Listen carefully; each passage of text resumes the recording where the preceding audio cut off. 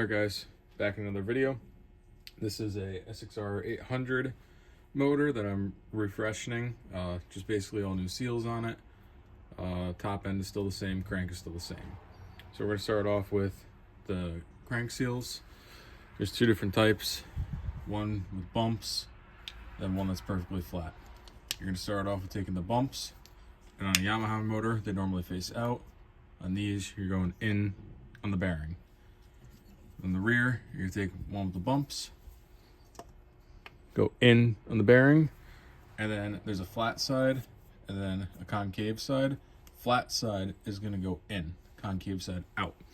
When you go and install the rear one, I recommend taking grease and filling this and then sandwiching this on top of it. It's just another prevention of water. So I'm gonna pause the video. I'm also gonna put a little bit on here where the crankshaft goes. I'm gonna pause this really quick, get these all situated and on the crank and set into the cases. All right, seal is all the way filled up. Again, flat side on the front of this. All I'm gonna do is squeeze this like it was gonna be put on there. And again, I went on the inside of the first bearing, or the seal I should say.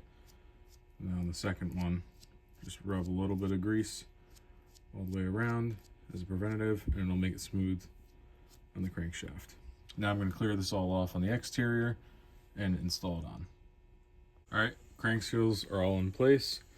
And again, I like to double check wiping down all the surfaces where your gasket material is going to go down. And the same thing in the bottom half of your cases, make sure everything's how you like it. So now you're going to take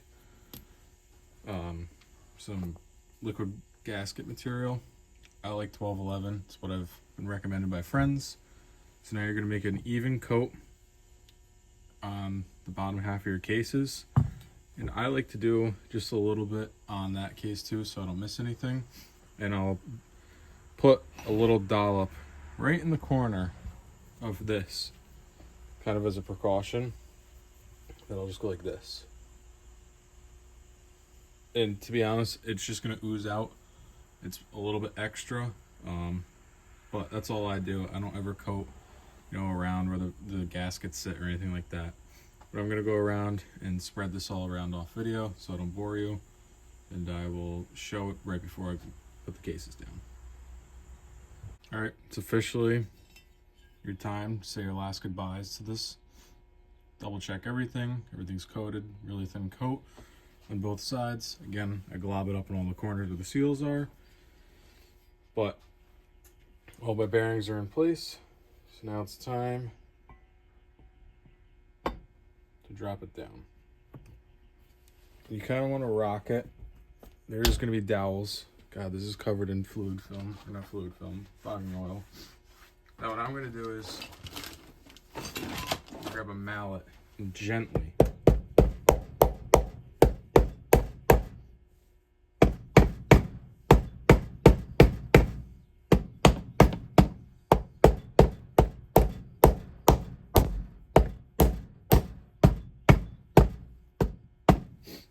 So now it's fully seated. I'm gonna look in the owner's manual really quick and get all the torque specs for you guys. Okay, so now it's telling me to put in the case bolts, no duh. But there are multiple case bolts. You have these, which are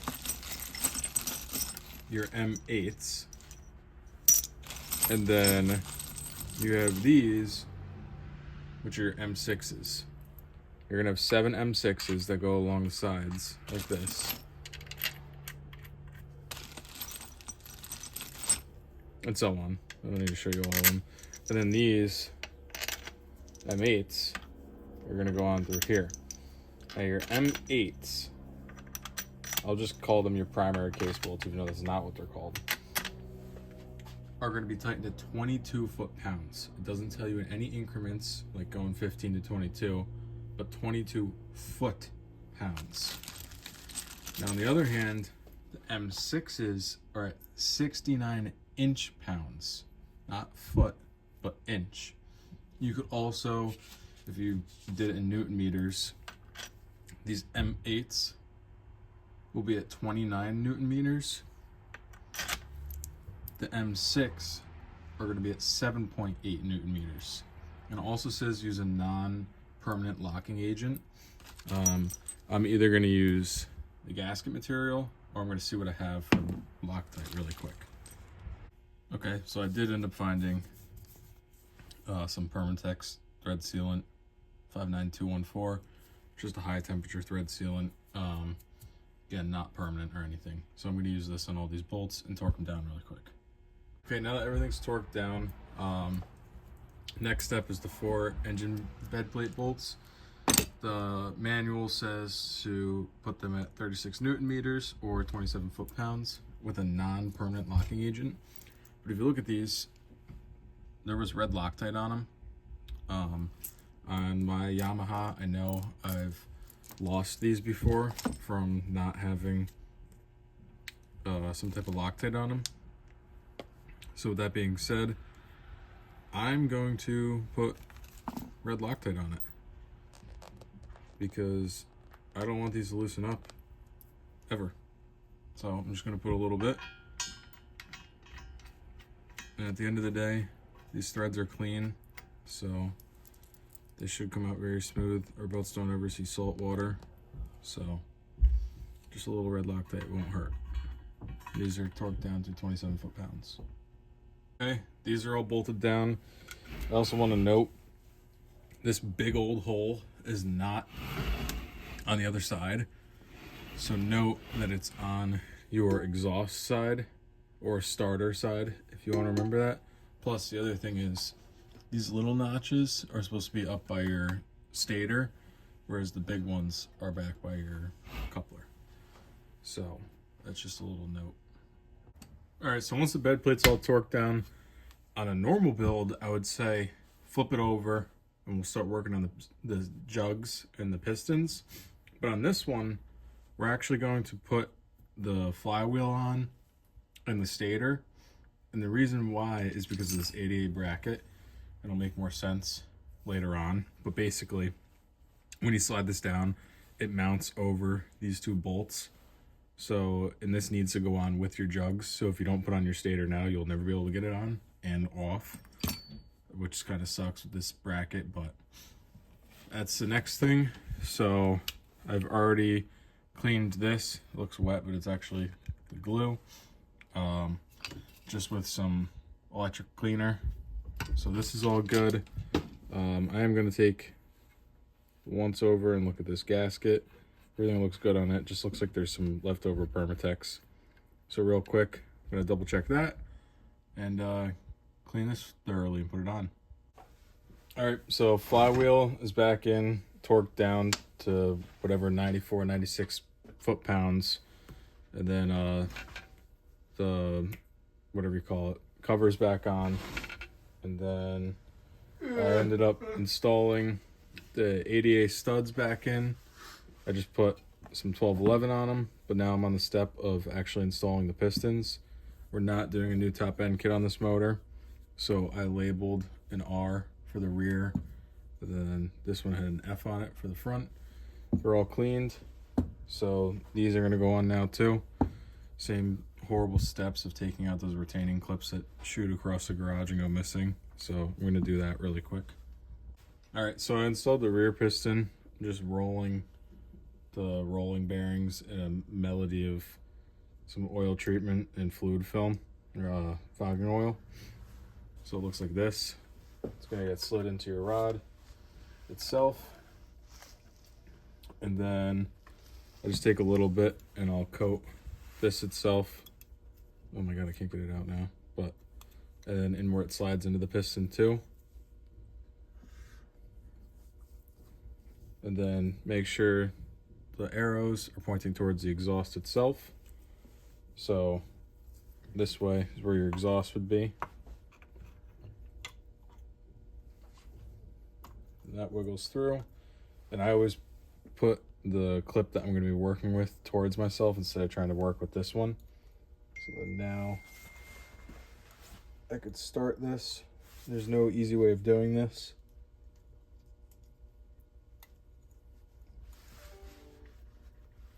So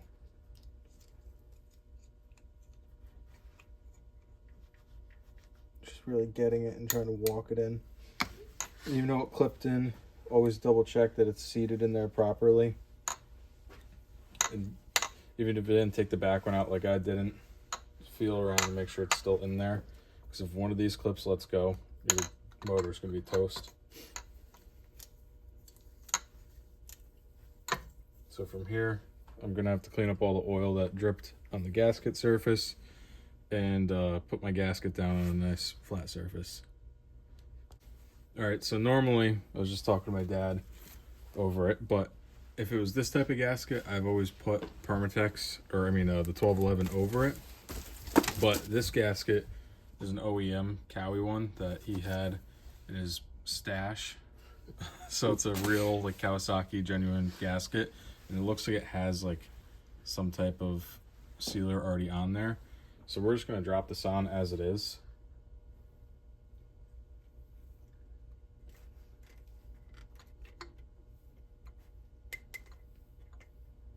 Okay. So now that's over. I get to do the honors of trying to slide this down.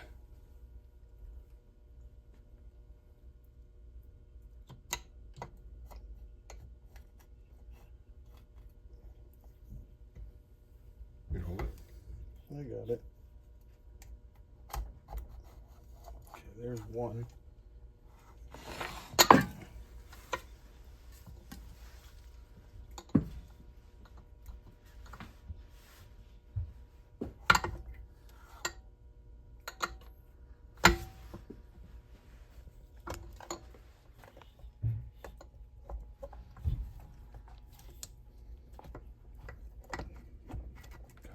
Such a pain in the ass. Oh, is that it?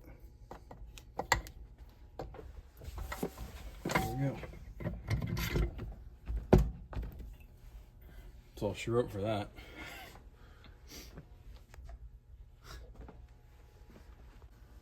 All right, so this motor, as I was showing in the 800 build process itself, had this ADA bracket on it. And I could put some other pictures in, but someone had to grind it all down, and they ground down on our other motor right there to make the bracket work. So I ended up contacting the ADA, getting a hold of them, and they sent me out a new bracket that you could tell itself that it's a lot thicker. So we thought someone ground down on this bracket, but when you look at it, it's going to be impossible to show, but the brackets are just different in general, that the bolt holes are not the same. So I took a bunch of measurements and sent it to ADA and just showed them that the brackets weren't the same. And they came through and sent me a brand new one for free, which was pretty awesome of them. So we're gonna install this and make sure that this was the problem. All right, so put the new ADA bracket on. And of course, this thing busted my balls still, and I had to Dremel out these holes to align it to fit. So that's on now. We just torqued down these. It was 25 foot-pounds each. We'd use a crow's foot on a torque wrench, and we use them, make sure you're at a 90-degree angle with the crow's foot. If you go directly straight, you could, I think that's less than what the torque reading is, and then if you're like this, it's more. So you always want to stay 90 so you're speaking true to it. And those were 25 foot-pounds, and then again 34 newton meters. So next step is putting on the new O-rings for the ADA head. We got a brand new kit right here from ADA, so I'm gonna get going on that.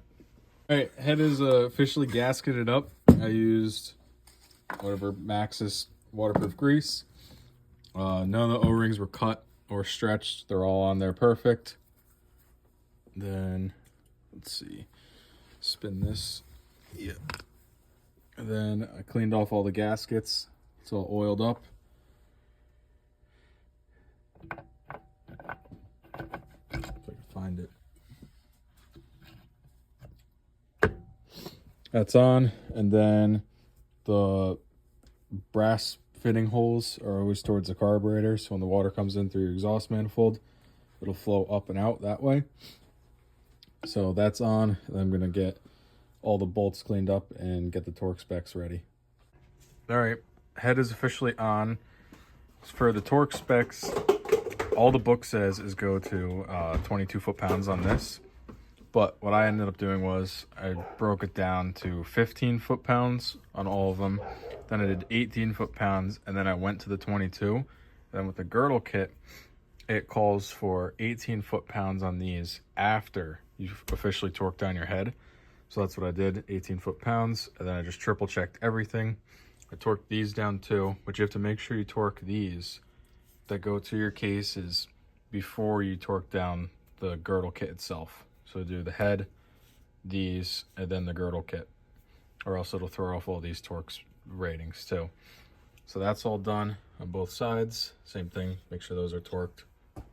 And now just cleaned up the gasketed surface or gasket area, and the boys and setup is officially going on. So that's all cleaned, and in the carburetor video we put all new gaskets on it too. So the reed cages itself have new gaskets, and the speed plate have new gaskets too. So carbs are clean. This is officially going on now.